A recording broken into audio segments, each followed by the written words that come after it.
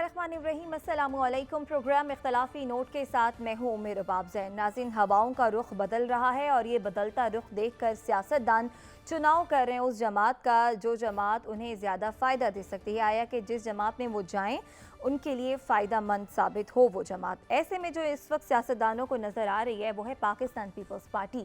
खबर यह है कि जनूबी पंजाब से 25 शख्सियात जो हैं वो पीपल्स पार्टी का हिस्सा बन गई हैं। तहरीक इंसाफ को छोड़ने वाले भी हम ख्याल सियासतदान डेमोक्रेट्स के प्लेटफॉर्म से सामने आए हैं। ऐसे में नून लीग की सियासत पर सवालिया निशान बन गया है। जाहिर है नून लीग इस हुकूमत की ड्राइविंग सीट पर है। जो फैसले ले रही है हुकूमत और जो उसके रिजल्ट आ रहे हैं या फिर जिस तरह से इन फैसलों का जो नुकसान उठाना पड़ रहा है किसी भी सियासी जमात को, तो सबसे ज़्यादा खसारे में इस वक्त पाकिस्तान मुस्लिम लीग नून है, क्योंकि तमाम तर फैसलों के बाद यही कहा जा रहा है कि जनाब मुस्लिम लीग नून ये फैसले ले रही है और नून लीग से ये हुकूमत संभाली नहीं जा रही। हालांकि इस हुकूमत में ना सिर्फ नून लीग का बल्कि पीपल्स पार्टी और दीगर जमातों का भरपूर हिस्सा है। नून लीग भी ये बार बार कहती है कि जो भी फैसले लिए जाते हैं तमाम सियासी जमातों से मुशावरत के बाद लिए जाते हैं। लेकिन क्या सियासी खेल में कोई सरप्राइज आएगा और पीडीएम इत्तेहाद जो कि इस नारे पर सियासत कर रही है कि हम अपनी सियासत बचाने नहीं आए बल्कि रियासत बचाने आए हैं। 1 साल का अरसा गुजर चुका है, इससे ज़्यादा वक्त हो चुका है। हुकूमत तो हो रही है लेकिन साथ साथ ना तो हमारी मईशत संभल रही है और जो सारा नुकसान है वो नून लीग उठा रही है। ऐसे में किसकी सियासत खतरे में है, किसकी नहीं, किसका आने वाला दौर है, किसका नहीं, और आइंदा इंतखाबात में इलेक्टेबल्स कहाँ खड़े होंगे, ये वो तमाम सवालात हैं जो हम अपने पैनलिस्ट के सामने रखेंगे। अदील वड़ाई साहब, हसन रज़ा साहब हमारे साथ मौजूद हैं। हसन, आज प्रोग्राम का आगाज़ आपसे करते हैं। आपसे कुछ देर पहले खबर भी आई कि परवेज़ इलाही साहब जो हैं वो 14 रोज़ा जुडिशल रिमांड पर चले गए और आज जब उन्होंने प्रेस कॉन्फ्रेंस भी की थी तो कहा था कि वो लोग जो 9 मई के साहने में मुलविस थे उनका उससे कोई ताल्लुक नहीं है। लेकिन इससे पहले वो ये बात भी कर चुके हैं कि वो एक जमात जिसके साथ मुंसलिक थे उसका हिस्सा हैं। और दूसरी तरफ ये जो बात हो रही है डेमोक्रेट्स की कि एक प्लेटफॉर्म से सारे तहरीक इंसाफ के साबिक रहनुमा सामने आ रहे हैं, फिर पीपल्स पार्टी में ये जो दिलचस्पियाँ बढ़ती जा रही हैं और फिर नून लीग की तन्हाई, ओवरऑल ये सियासी मंजरनामा क्या रुख बदलता हुआ आपको दिखाई दे रहा है? देखें, सियासत में कोई किसी पर रहम नहीं करता। मुझे तो ऐसा लगता है कि सियासत एक कारोबार है और कारोबार में वज़न को जानते हुए, नाप तोल के, परखते हुए जो है वो सियासतदानों को अपनी अपनी पार्टी का हिस्सा बनाया जाता है और अभी भी यही सिचुएशन चलती दिखाई दे रही है। अगर आप बात करें, जिससे भी आपने बात की, चौधरी परवेज़ इलाही की, और फिर इसी तरह इनमें शाह महमूद कुरैशी साहब भी मौजूद हैं। देखिए, कुछ जो सियासतदान है, घाक सियासतदान, वो जानशीन बनना पसंद करते हैं। अब वो जानशीन बनने के दौर में हैं। अच्छा। कौन कामयाब होता है ये तो वक्त बताएगा। लेकिन कुछ जो फरमाइशी आए थे वो तो चले गए और अब इसमें इलेक्टिबल्स का भी बहुत अहम किरदार है। मैं तो जितने प्रेस कॉन्फ्रेंसें हुई हैं या जितने अफराद निकले हैं और फिर जो पाकिस्तान पीपल्स पार्टी के रहनुमाओं से मुलाकातें कर रहे हैं, जहांगीर तरीन साहब से मुलाकातें कर रहे हैं, फिर एक अभी आपने एक नया ग्रुप बताया डेमोक्रेटिक ग्रुप, उसमें अगर आप देखें तो अब तक तकरीबन 27 यानी 27% जो है इलेक्टिबल्स हैं। अच्छा। जो दिखाई देते हैं, जो आज़ाद भी अपने हल्के में खड़े हो जाएं तो वो जीत जाएंगे। अच्छा। लेकिन बाकी ज़्यादातर टिकट होल्डर हैं और आपने टिकट होल्डर से मुतल्लिक ऑडियो तो सुनी होगी वो सेनेटर एजाज की जी, कि वो कितने करोड़ों रुपए में जो है वो टिकट बांटी गई, वो किसी से ढकी छुपी तो नहीं है। तो इस तरह जो है जब टिकटें तकसीम होंगी, जिनका अवाम से लिंक बनता या नहीं बनता, तो वो भी अब उनको भी देखा जा रहा है कि कौन सी पार्टी में लेना या नहीं लेना।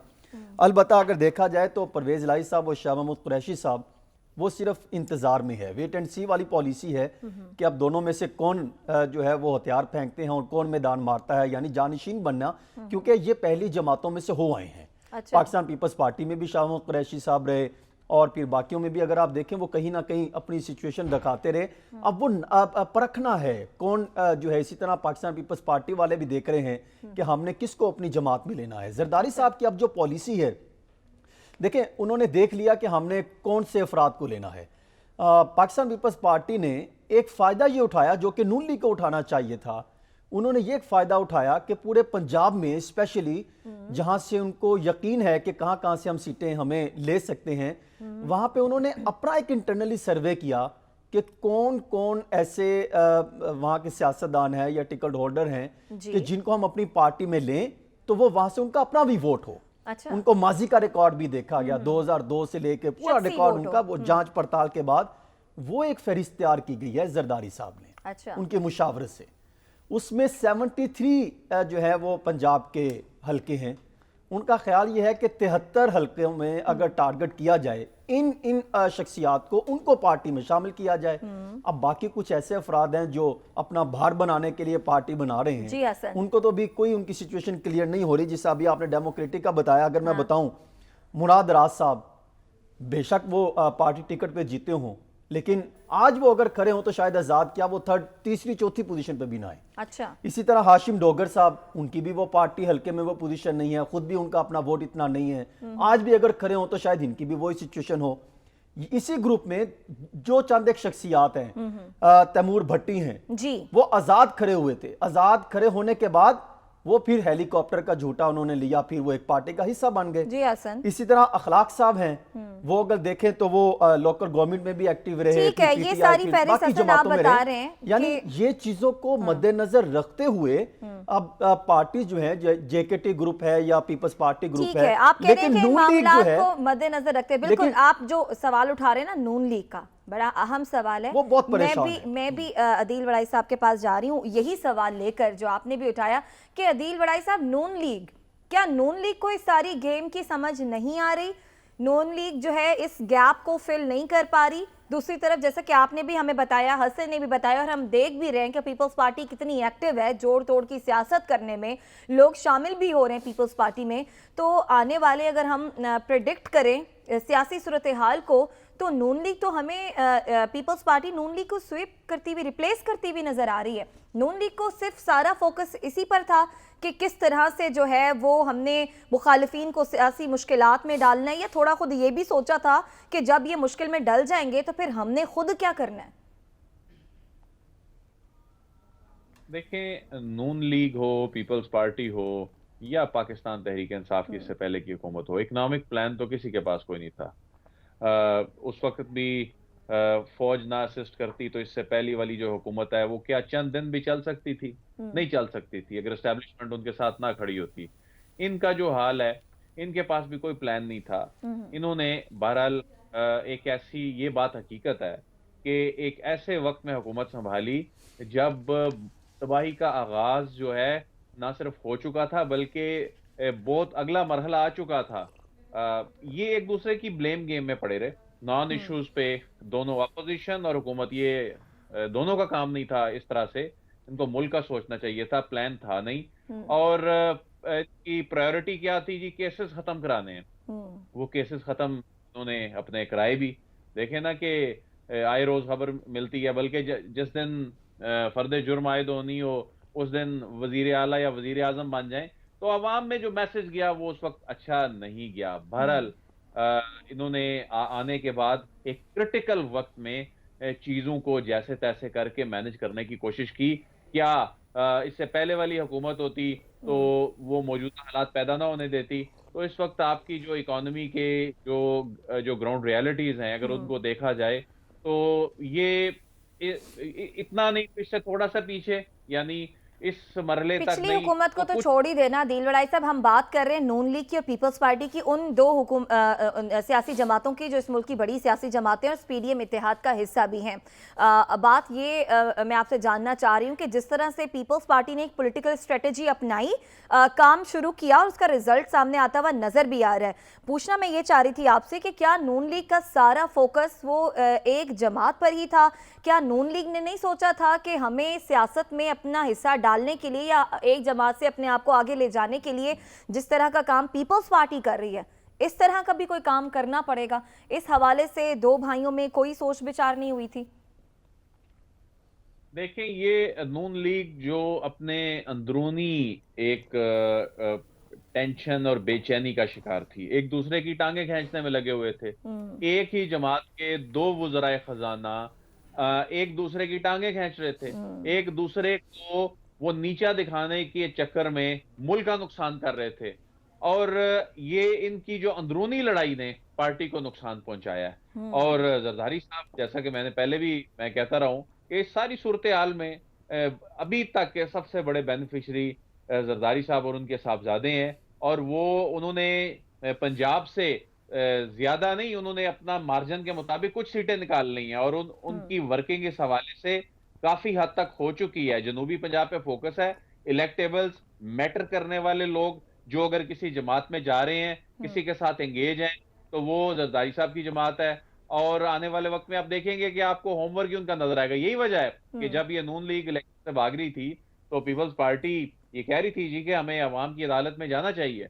तो ये तो इनको मार पड़ी है इकोनॉमी की ऑनरशिप किसी ने नहीं लेनी सिवाय नून लीग के, और नून लीग के अपने बिल्कुल। अंदर जो धड़ा है, वो एक धड़ा वो ऑनरशिप लेने को तैयार नहीं, बल्कि वो तो क्रिटिसाइज कर रहे हैं। तो ऐसे में कुर्बानी का बकरा इन्होंने खुद अपने आप को बनाया है। बिल्कुल। इनकी प्रायोरिटीज, इन्होंने ज़ाहिर है कुछ फायदे भी लिए हैं, ये नहीं है कि फायदे नहीं लिए हैं, ऐसा नहीं है। बहुत से क्रिटिकल चीजें, केसेस, लेजिस्लेशन जो हुई, तो वो फायदे भी हुए हैं। तो बहरहाल जाते जाते 1 साल 1.5 साल की हुकूमत मिल गई, और उसके बाद केसेस भी खत्म हो गए। आगे असल अब आगे सर्वाइव उसने करना है जिसने कुछ ना कुछ डिलीवर करना है। लेकिन मेरी ये इतला है कि ये इलेक्शन में जाने से पहले कुछ ऐसा जरूर करने की इन्होंने प्लानिंग कर रखी है कि एक ऐसा रिलीफ और के मामले में कोई ऐसा अवाम के अंदर एक ऐसा जेस्चर देकर ये इलेक्शन में जाएंगे। अच्छा। मिसाल के तौर पे पेट्रोल की कीमत को बहुत बड़े पैमाने पर नीचे लेकर आना, और जिस तरह इंटरवेंशन करके उन्होंने अभी डॉलर के को ओपन मार्केट में जो उसका जो एक इम्पैक्ट सामने आया था, तो ये इलेक्शन से पहले जरूर हफ्ते कबल ये ऐसी तैयारी करके बैठे हुए हैं। ऐसे नहीं इलेक्शन में चले जाएंगे कि अवाम के पास जाने के काबिल हों। अच्छा। और उसमें अब बाहर आने वाला दिन जो है इलेक्शन की तरफ जा रहा है, लेकिन अभी असम्बली जो है उसकी मुद्दत तो पूरी हो जाएगी, लेकिन इलेक्शन के हवाले से अभी अनसर्टेनिटी अपनी जगह मौजूद है। इलेक्शन के हवाले से जो है वो गैर यकीनी सूरत हाल आप कह रहे हैं। हसन, ये जो बात अदील वड़ाइच ने की ना कि नून लीग जो है इस सारे खेल में आपसी लड़ाइयों में ही मसरूफ़ रही, एक दूसरे की टांगें खींची जाती रही, और हमने ऐसा होता हुआ देखा भी। वैसे तो मानती नहीं नून लीग के इस तरह की कोई लड़ाइयाँ हैं, लेकिन वाकई में हमने 2 वज़ीरे हमने ख़जाना भी देखे। फिर कोई कहता था कि वो हिदायत मानेंगे जो लंदन से आएंगी, कोई कहता था कि जो वज़ीर आज़म साहब ने कह दिया बस वही फाइनल है। तो इस सारी गेम में जो एज हासिल कर लिया ना जिस जमात ने, वो पाकिस्तान पीपल्स पार्टी है। और फिर ये जो खबर दे रहे हैं अदील वड़ाई साहब कि नून लीग ने ऐसा कोई प्लान कर रखा है कि जाते जाते कोई ऐसा रिलीफ बड़ा आवाम को दे के जाएगी जो कि हुकूमत के लिए, नून लीग के लिए फ़ायदेमंद साबित हो आने वाले इलेक्शन में। देखें, जो 1 साल में कुछ नहीं कर सके वो 1 आध दिन में क्या करेंगे। बात इतनी सी है कि गुज़श्ता 1 सवा साल में अगर किसी जमात को फ़ायदा पहुंचा है तो वो पाकिस्तान पीपल्स पार्टी है। उन्होंने बहुत अच्छा खेल खेला, और आज भी अगर जिसा आपने कल देखा कि खुद मखदूम अहमद साहब ने प्रेस कॉन्फ्रेंस भी की और बताया कि हमने सीट एडजस्टमेंट की कमेटी तश्कील दे दी, यानी वहाँ पर मुस्लिम लीग नून और पाकिस्तान पीपल्स पार्टी के दरमियान। लेकिन इस पर भी सोचो विचार जारी है कि क्यों ना मैदान में पाकिस्तान पीपल्स पार्टी खुद उतरे बजाय कि किसी का सहारा लेकर। क्योंकि जो 1.25 साल के दौरान 13-14 माह के दौरान जो बदनामी हुई, या जो बुनियादी तौर पे जिस पार्टी का ग्राफ डाउन गया है, वो तो पाकिस्तान मुस्लिम लीग नून है। बिल्कुल। अब पाकिस्तान पीपल्स पार्टी ने क्या किया, आलमी सतह पर अपनी सिचुएशन मजबूत कर ली। बिलावल भुट्टो जहां भी गए खुलकर अपनी जो है वो अपना मौक़िफ़ पेश किया, अपनी तरबियत भी उनकी हो गई, उनके पास नॉलेज भी आ गया, और अपनी कमांड भी जो है स्ट्रॉन्ग कर गए। और बड़ी लॉजिकली बात करते हैं बिलावल भुट्टो जरदारी, क्योंकि उनके वालिद एक गाहक सियासतदान है, फिर उनकी पार्टी में बड़े मैच्योर सियासतदान हैं। आपको मुस्तकबिल के वज़ीर आज़म भी बनते हुए दिखाई दे रहे हैं? देखिए, मुझे तो फिलहाल शायद लग ही वही रहे हैं। और दूसरी मुताबिक देखें, लेकिन वजीर आजम के मामले पर अगर नवाज शरीफ साहब पाकिस्तान वापस आते हैं, कबल अज़ वक्त कहना कुछ भी मुनासिब नहीं है। तो आने के बाद अगर जिस तरह नाअहली ख़त्म होती है, अगले हफ्ते शायद वो चले जाएंगे अदालत में नाअहली ख़त्म करने के लिए, तो आते हैं तो फिर 2 ग्रुपों के दरमियान इख्तलाफात होंगे। वो कहेंगे हम वजीर आजम अपनी पार्टी का लाना चाहते हैं, वो कहेंगे हम लाना चाहते हैं। पंजाब में अगर नून लीग का जहां पर वोट है, तो अगर उसके मुकाबले में पाकिस्तान पीपल्स पार्टी अपना कोई उम्मीदवार तगड़ा ले आते हैं, या कोई कहीं से ले, जिस तरह उन्होंने बाकायदा सर्च शुरू कर दी रिसर्च को देखते हुए, तो वो सिचुएशन मजबूत बन जाएगी। तो पाकि मुस्लिम लीग नून अपनी पार्टी में उनके 3 ग्रुप बने रहे, एक शाहिद खाकान अब्बासी साहब का, एक नवाज शरीफ साहब का, एक शहबाज शरीफ साहब का। ठीक है सर। ये अब हर शख्स जो है, इन्हीं में से एक शख्स, जो मैं नाम नहीं लेना मुनासिब समझता, उन्होंने जो जब एक तैनाती का अमल शुरू हुआ, हाँ। तो उन्होंने 5 जगहों जाके बताई थी कि आप ही फाइनल हैं। अच्छा। और फिर अब वो फिर किसी के सामने बैठने को तैयार नहीं हुए, लेकिन आज भी वो बड़ी ठीक है जी importance असद, और आपका करते जवाब हैं। आ गया। बहरहाल इस सियासी खेल में बहुत से सरप्राइजेज आना बाकी हैं। अदील वड़ाई साहब ने बताया कि नून लीग के पास भी ऐसे रिलीफ के हवाले से कोई बड़ा सरप्राइज है जो आवाम को दे सकती है इस हुकूमत से जाते जाते, लेकिन अभी तक की जो मुआशी सूरत हाल है, आवाम उससे शदीद परेशान है। हमारे वजीर ख़जाना इसहाक डार साहब लाख दावे कर लें कि हालात बेहतर हो रहे हैं या फिर ये कह लें कि पाकिस्तान डिफ़ॉल्ट नहीं हो रहा, लेकिन नज़र यही आ रहा है कि दुनिया आगे जा रही है और हर गुजरते दिन के साथ पाकिस्तान मुआशी एतबार से पीछे चला जाता रहा है। इस पर मज़ीद भी बात होगी इस ब्रेक के बाद, हमारे साथ रहिएगा।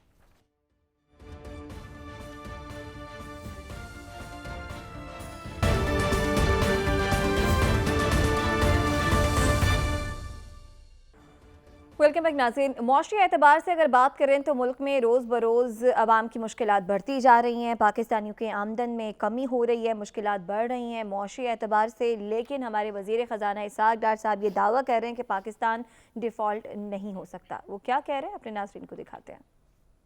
तो नाज़रीन, पाकिस्तान को मुश्किलात का सामना है, इसमें कोई दो राय नहीं, लेकिन वज़ीर ख़जाना साहब कह रहे हैं कि पाकिस्तान डिफ़ॉल्ट नहीं करेगा। पाकिस्तान डिफ़ॉल्ट भी नहीं करेगा। जब अब बात आती है रिज़र्व की, तो वो भी हमें बताया जाता है कि रिज़र्व्स हमारे कम हो रहे हैं, लेकिन उसके बावजूद हमारे मामलात जो चल रहे हैं वो कैसे चल रहे हैं। आने वाला जो बजट है, क्या वो IMF को मद्देनज़र देखकर हुकूमत बनाएगी या फिर इसमें कुछ अवामी रिलीफ होगा? जैसा कि हमारे पैनलिस्ट ने भी हमें बताया कि कुछ ना कुछ सियासी अवामी रिलीफ जो है अवाम के लिए हो सकता है।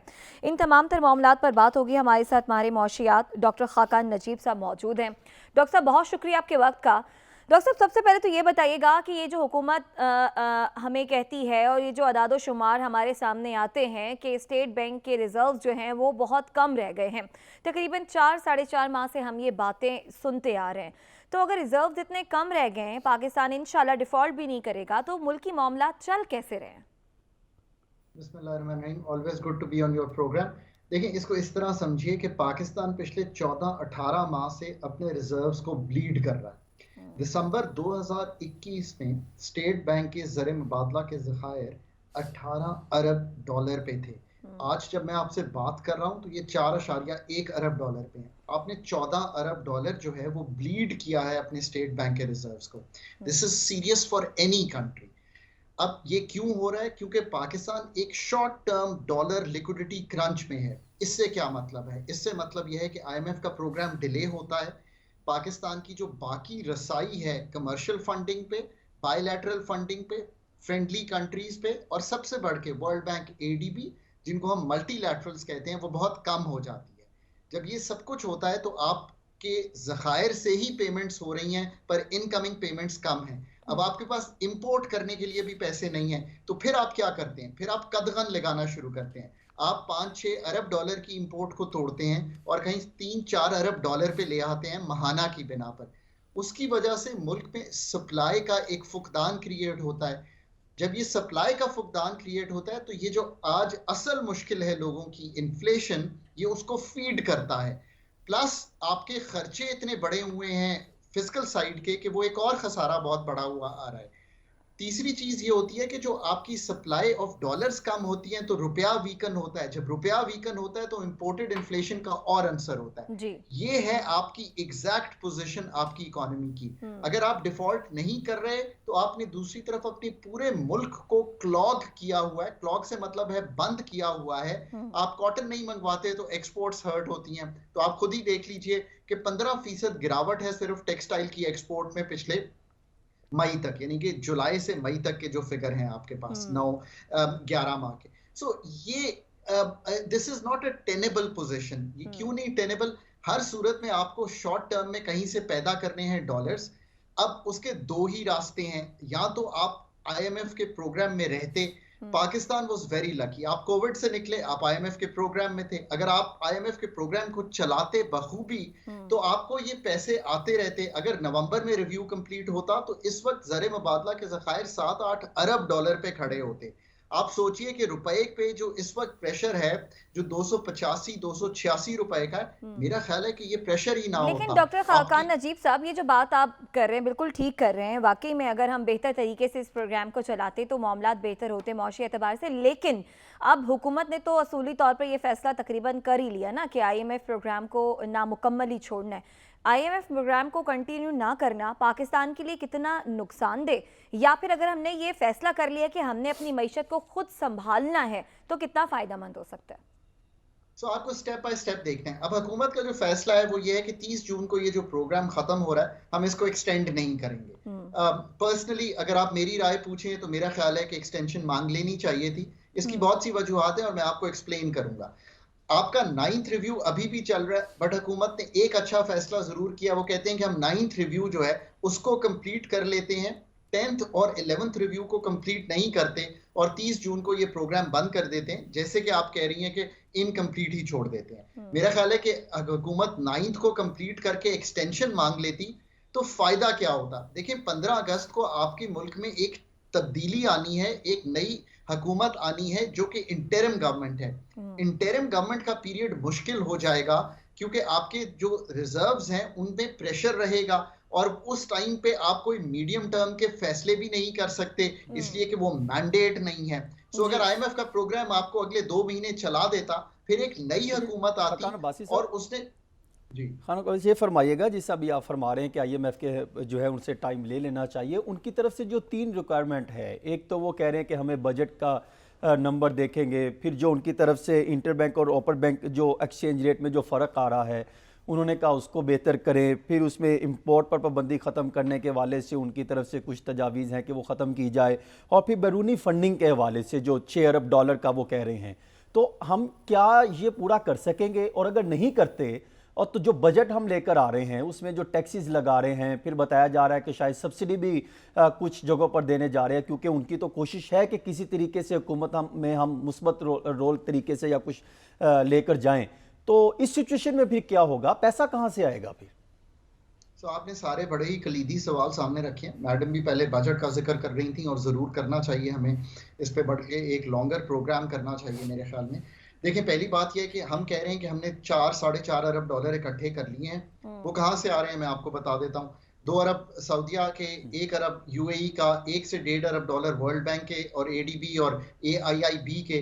तो वो हम कह रहे हैं, वो कह रहे हैं कि नहीं आप 1.5 अरब डॉलर अभी भी शॉर्ट हैं, आप पूरा 6 अरब कीजिए जी। अब पाकिस्तान अथॉरिटीज उनको कन्विंस नहीं कर पा रही और IMF को भी मेरा ख्याल है कि 4-4.5 अरब पे मान जाना चाहिए, क्योंकि जब उनका स्टाफ लेवल एग्रीमेंट हमारे साथ होगा तो कुछ लोग जिन्होंने हमारे पैसे रोके हुए हैं, मसलन ये कौन लोग हैं, हमारे कमर्शियल बैंक्स हमें फंड नहीं कर रहे कि आप IMF के साथ नहीं चल रहे, तो शायद कुछ और पैसे आ जाएंगे। ये हुई शर्त नंबर 1। शर्त नंबर 2 जो है वो हुकूमत ने एक्चुअली मान ली है, वो ये है कि वो कह रहे थे कि जो आपकी फॉरेन एक्सचेंज मार्केट है ये फंक्शन नहीं कर रही। इसका मतलब ये था कि 285 इंटर बैंक और 316 रुपए ओपन मार्केट में 11% का डिफरेंस आ रहा है। हुकूमत ने कुछ स्टेप्स उठाए, उसकी वजह से अब ये फर्क जो है 5-6% पे रह गया। आपने देखा ओपन मार्केट 300 के करीब आ गई है। पर जो तीसरी शर्त है वो कलीदी बन गई है कि बजट कैसा देंगे। हुकूमत ने ये कहा था कि हम बजट के नंबर्स आपसे तब शेयर करेंगे जब हमारा 9th रिव्यू हो जाएगा। वो स्टांस हुकूमत ने वापस ले लिया है और अब बजट के नंबर अथॉरिटीज ने शेयर कर दिए हैं IMF के साथ। लेट्स सी कि वो IMF के को एक्सेप्टेबल होते हैं। ना भी हो तो मैं तब भी कहता हूं कि IMF को ना भी देने होते तो आपको फिस्कली रिस्पॉन्सिबल बजट ही देना पड़ेगा।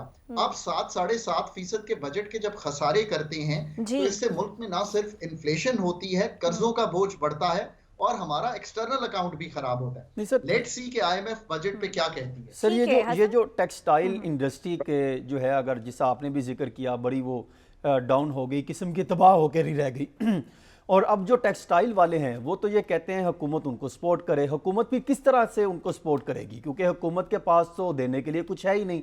और अगर वो बड़े ऐलानात करते हैं कि हम उसको इतनी सब्सिडी दे रहे हैं, IMF सब्सिडी के ख़िलाफ़ है, वो कहते हैं आप कैश में दें, और इस तरह के जो तहफ़्फ़ुज़ात हैं, फिर हुकूमत कहती है कि हम फ़लाँ प्रोजेक्ट शुरू करेंगे, अगर वो अखराजात कम करें, वो कहते हैं हुकूमत अखराजात कम नहीं कर सकती, खसारे का भी आपने जिक्र किया, तो फिर इनके पास क्या लाहे अमल है? हुकूमत तो सिर्फ अवाम की हद तक है, अवाम को खुश करने के लिए। तो देखिए, एक तो ये है कि ये रिलीफ बजट नहीं हो सकता। ये सिर्फ इस हद तक रिलीफ दे सकते हैं आप कि आपका इनकम सपोर्ट प्रोग्राम जो है वो आप बढ़ा दें। हम जब अच्छा। आईएमएफ के प्रोग्राम में भी थे तो हमने जो आईएमएफ का प्रोग्राम 13-16 का जब किया तो हमने इसको 20-25 अरब से बढ़ा के 100 अरब कर दिया। अब आप आईएमएफ के प्रोग्राम में ही थे तो आईएमएफ ने आपको फिर इजाजत दी, इसलिए कि ये जो है ना मैडम, ये पैसे जा रहे हैं लोगों के घरों तक और उन लोगों के पास जी। जिनको हम जानते हैं, 10 मिलियन हाउस होल्ड्स को जो हम जानते हैं कि गरीब हैं, डिजर्व करते हैं, in need of our help हैं। सो ये सब्सिडी बढ़ाइए। अभी टेक्सटाइल को आप मरात नहीं दे सकते, हालांकि अभी भी आपने उनको गैस की मद में एक सब्सिडी दी हुई है। मेरा ख्याल है ये 30 जून को खत्म करनी पड़ेगी बिल्कुल ऐसे ही। आपको। पर आपको दूसरे इकदाम लेने पड़ेंगे कि जैसे ही डॉलर आएंगे, कॉटन मुल्क में आएगी। इस वक्त कॉटन की शॉर्टफॉल है कंट्री में। आपने फ्लड्स की वजह से आपकी कॉटन की क्रॉप सिर्फ 5 मिलियन बेल्स की हुई है। आपको इंपोर्ट करनी है कॉटन, जब तक नई क्रॉप आती नहीं। सो ये इकदाम आप करेंगे।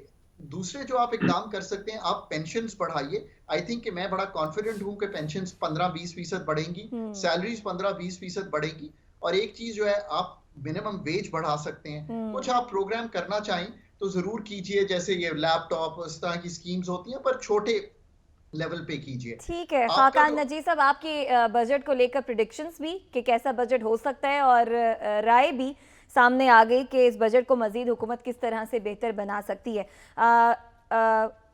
अदील बड़ाई साहब, आप भी कोई सवाल करना चाहते हैं खाकान नजीब साहब से? सर, अगर 9th रिव्यू मुकम्मल हो जाता है और हम मजीद एक्सटेंशन लेते हैं या नहीं लेते, नए प्रोग्राम में जाते हैं, तो ये कब तक आखिर ऐसा चलेगा? ये तो चंद महीने का बंदोबस्त होगा और बमुश्किल ये 2024 को हम इस तरह से टच करेंगे। तो आगे लॉन्ग टर्म आपको कोई प्लानिंग नजर आ रही है? हमारा कोई रियासती निज़ाम जो है इस बड़े चैलेंज से निमटने के लिए आपको कोई तैयार नजर आता है? ये तो चंद महीनों के लिए हम परेशान बैठे हैं, अगला साल 1.5 साल कैसे गुजरना है? क्या कोई आपको कोई प्लान, कोई लायामल नजर आ रहा है? और दूसरा ये भी बताइएगा कि आईएमएफ इस मर्तबा कुछ ज्यादा ही मसाइल पैदा नहीं कर रहा? ऐसा नहीं लग रहा कि आम ट्विस्टिंग कर रहा है? शायद इसमें मुआशी पॉलिसियों से ज्यादा कुछ सियासी, आलमी सियासी मामलात भी हैं।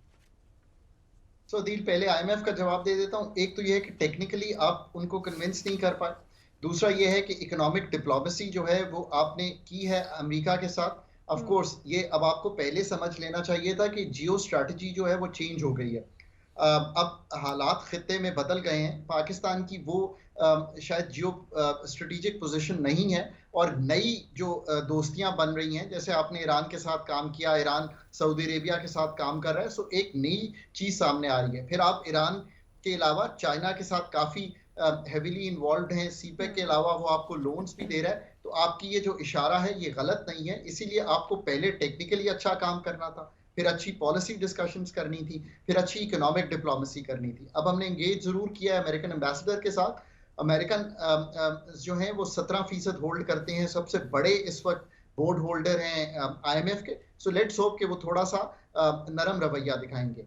दूसरा, आपने जो बार बार आईएमएफ के साथ इनहराफ किया उनके वादों से, उससे एक मिसट्रस्ट भी है। सो ये सारे अवामिल हैं, कुछ आपने सामने रखे, कुछ मैंने बयान किए। ये बात आपकी दुरुस्त है। बहुत शुक्रिया। माहिर एक मौशियात डॉक्टर खाकान नजीब साहब हमारे साथ मौजूद थे। एक ब्रेक आ रही है, ब्रेक से वापस आते हैं, मजीद बात करेंगे, हमारे साथ रहिएगा।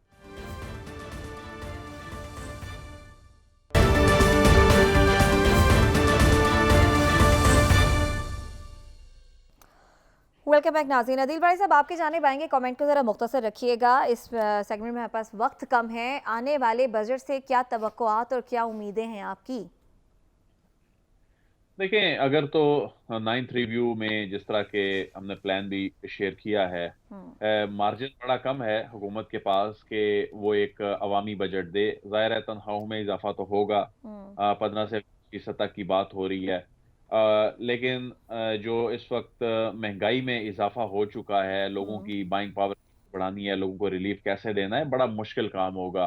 एक वर्ल्ड लेवल पे जो इन्फ्लेशन है उसका अपना अलग से इम्पैक्ट है। हमारी करेंसी बहुत ज्यादा डिवैल्यू हुई है। लेकिन असल देखें, हैरान कुन बात यह है कि ये किस तरह एक महीने बाद अचानक इनको ख्याल आता है कि जी बैंक पैसे बना रहे हैं या बैंक जो है वो मार्केट को इम्पैक्ट कर रहे हैं, फिर इंटरवेंशन करते हैं और उसके बाद ये करेंसी को डिवैल्यू होने से बचाते हैं एक दो रोज के लिए, फिर वही उसी डगर पे चीजें चल पड़ती हैं। असल चीज जो है वो तो हमारी करेंसी डिवैल्यू हो रही है और उसका इम्पैक्ट अवाम के ऊपर आ रहा है। इसके हवाले से सीरियसनेस नजर नहीं आ रही। इस हवाले से एक दो दिन में इनके इकदाम नजर आते हैं, उसका 15-20 रुपए 10 रुपए और इम्पैक्ट नजर आता है, और जी उसके बाद प्रेस कॉन्फ्रेंस करते हैं, अगले दिन फिर वही सिलसिले ठीक है शुरू हो दिल जाते बड़ा हैं। साहब, आपका कमेंट आ गया। मेन मसला पाकिस्तानी करेंसी का है जो डी वैल्यू हो रही है, और आप कह रहे हैं कि इस हवाले से कोई हुकूमत की सीरियसनेस नज़र नहीं आ रही।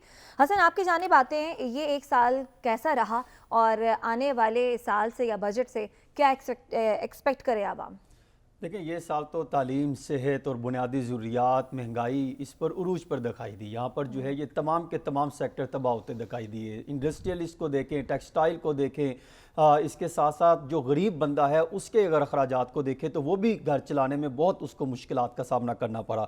लग तो ऐसे ही रहा है कि हुकूमत ने बगैर किसी रोड मैप के जो है वो पिछला बजट दिया, जो कि रवा माली साल का चल रहा है, और आइंदा माली साल का भी बजट जो है हुकूमत के जो अब तक जो मेरे पास डॉक्यूमेंट्स इनकी प्रेजेंटेशन पहुंची है उनका जायजा लिया जाए तो बगैर किसी रोड मैप के बजट देने की तैयारियों में है। आपने IMF और इसहाक डार की वो राम कहानियां हम तकरीबन एक साल में सुनते आए हैं कि मामला जाएगा नहीं जाएगा, गरीब के साथ हम क्या सब्सिडी देंगे नहीं देंगे, वापस ले लिए, अखराजात बढ़ते चले गए। आइंदा जो साल है जो बजट देने जा रहे हैं इसमें भी अगर आप देखें तो ये टैक्सेस की भरमार है और गरीब आदमी को रिलीफ देने के वाले से बहुत कम सोचा जा रहा है, क्योंकि इनके पास पैसे कम है। बड़े बड़े दावे जरूर होंगे बजट में, अलबत्ता जो अब तक की चीजें सामने आई हैं, पहले तो ये हुकूमत से दरखास्त है कि जितनी महंगाई हो चुकी है 65% प्लस, उसके तनासिब से जो अवाम को रिलीफ देने के हवाले से सोचा जाए, और ख़ास तौर पे सरकारी मुलाजमीन और पेंशनर के मद्देनजर रखते हुए उनकी सैलरीज में कुछ 35 से 40% इजाफा किया जाए, और ख़ास तौर पे जो कम अज कम तनख्वाह है वो 32 से 35,000 रुपए रखी जाए। और देखिए हुकूमत क्या करेगी, हुकूमत ये करने जा रही है कि अगर आप 15% सैलरीज बढ़ाते हैं बेसिक पे, या कोई उनके अलाउंसेस बढ़ाते हैं, मेडिकल या ट्रैवल वगैरह अगर बढ़ाते हैं, तो दूसरी तरफ आप टैक्सेस के जरिए एक नया बोझ लादने की तैयारी में है। आप देखें कि हुकूमत असासाजात पर इनकम सपोर्ट लेवी जो है वो आयद करने जा रही है। इसी तरह उससे हुकूमत का यह ख्याल है कि शायद जो लेवी फेडरल सब्जेक्ट है इससे 200 अरब रुपए का हमें फायदा होगा। इसके साथ साथ अगर देखें तो बोनस शेयर और गैर जो तकसीम शुदा मुनाफा है उस पर हुकूमत जो है टैक्स जो 5% लगाने जा रही है। और फिर एक वेल्थ टैक्स जो था जो परवेज मुशर्रफ के दौर में खत्म किया गया था, इसहाक डार 2013 में आए थे, उन्होंने दोबारा ये लगाया था और फिर उसको जो है वो ऑटोमेटिकली स्ट्राइक डाउन होना पड़ा, वो दोबारा लगाने की तैयारियों में है। फिर इसी तरह अगर आप देखें तो इंपोर्टेड जितने भी हैं, दूध है, बच्चों का दूध है, 12% से बढ़ाकर 18% जो है वो टैक्सेस करने जा रहे हैं। बजट भी आप कह रहे हैं कि आवाम दोस्त बजट नहीं होगा, आवाम के लिए मजीद मुश्किलात लेकर आएगा, लेकिन आप चाहते ये हैं कि हुकूमत जो है 30 से 40% जो है पेंशनर्स की इजाफा करे, लेकिन क्या हुकूमत इस पोजीशन में है, ऐसा कर भी सकती है नहीं कर सकती, आने वाला बजट ही बताएगा। इसके साथ ही प्रोग्राम से इजाजत दीजिए, आपसे अगले हफ्ते मुलाकात होगी अल्लाह ने के बाद।